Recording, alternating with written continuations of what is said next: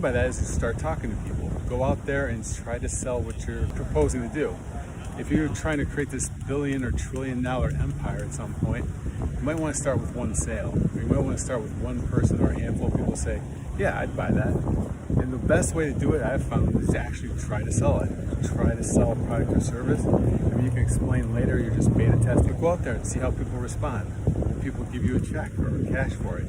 And if they do, you can even take the next step and try to fulfill it. You might be thinking, well, I can't do that. I have an app or something along those lines. I would argue that most businesses can be done this way. It can be done manually as well. Take Uber, for example. Theoretically, you could go solicit a bunch of people that drive people around in their cars.